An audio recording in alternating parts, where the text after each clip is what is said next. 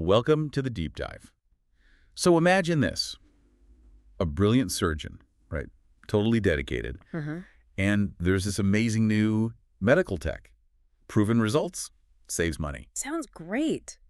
So why isn't every surgeon using it immediately? That's what we're digging into today, the surprising human side of adopting medical innovations. It's not just about the gadget. Exactly. We've got this really interesting study here. It looks specifically at orthopedic surgeons and, well, how they decide to use new tech. Okay. Our mission really is to pull out the key insights. What actually drives these choices? It helps you understand that whole journey, from lab bench to patient bedside. It's complex. Okay, let's unpack this. So medical device companies, they pull tons of money into R&D, right? Creating these innovative products. Huge amounts, yeah. But like our sources show, just launching something doesn't mean it gets picked up. The usual marketing playbook.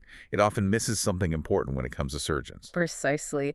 And this deep dive, it really homes in on one specific area that's just booming. 3D printed implants, or 3DP. Yeah. The market forecast is pretty staggering. It was under $1 billion in 2018, projected to hit almost $3.7 billion about 2026.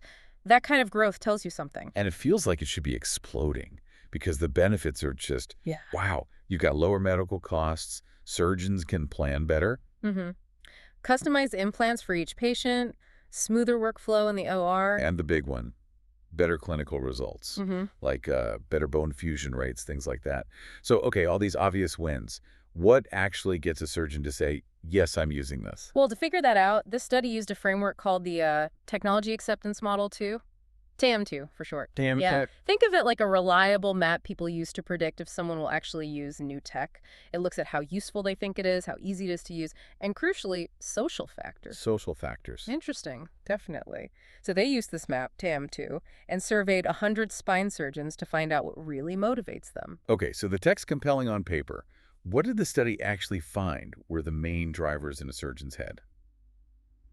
It wasn't just the specs, was it? Not entirely, no. They found 3 really powerful factors, and maybe not the ones you'd immediately expect. Right, lay them on us. Okay, first one. Subjective norms. Subjective norms? Yeah, it's basically about perception. Does the surgeon believe that their important peers, mentors, respected colleagues, key opinion leaders in their field think they should be using this technology?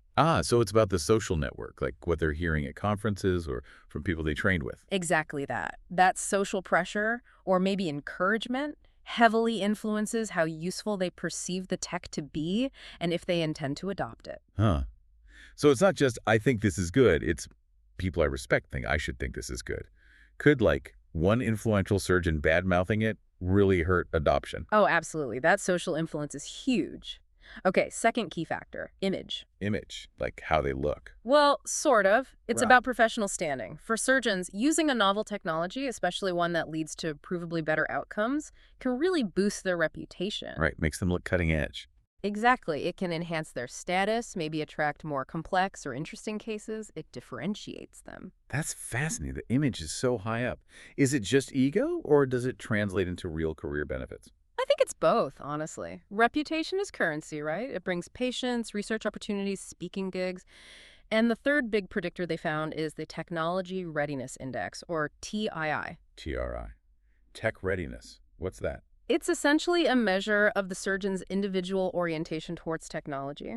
Are they naturally optimistic about new tools, kind of an early adopter type? Or are they more like, if it ain't broke, don't fix it? Yeah. Maybe a bit insecure about learning new systems. Precisely. It measures that inherent motivation or discomfort. And surgeons with a high TRI score, the more tech-savvy ones, tend to see new tech as easier to use. And that perceived ease directly impacts their intention to actually use it. Okay, so putting it all together, you've got the surgeon's own comfort level with tech, their TRI. Then you add how useful and easy this specific tech seems. And layered on top is the powerful influence of what their respected peers think and how adopting it might affect their professional image. That's it in a nutshell. They looked at other things too, like how relevant it was to the job or the quality of the results, but those didn't stand out as much in predicting intention. Interesting. Yeah, it was really these 3 subjective norms, image and technology readiness, that were the heavy hitters. So for the companies making these devices, it suggests maybe shifting focus, less broad marketing. And more targeted behavioral strategies. Exactly. Focus on influencing those key opinion leaders. get them on board. Understand which surgeons are naturally more tech-ready. It's about understanding the person, not just selling the product. Wow. This deep dive really drives home that, human behavior, social dynamics, individual psychology, they're just as vital as the engineering when it comes to medical progress. Even in these super technical fields, it still comes down to people. And what's so striking is you have something like 3D implants with all these clear objective advantages, right? Reduced costs, better outcomes. Yeah, the data's there. But still, these softer factors, peer influence, personal tech comfort, they play such a massive role in whether that tech actually gets used to help patients. It's fascinating. Absolutely. So, thinking about this, how could understanding these kinds of drivers change how we introduce any potentially world-changing technology, not just in surgery, but maybe in other complex fields you see around you? Definitely something to think about.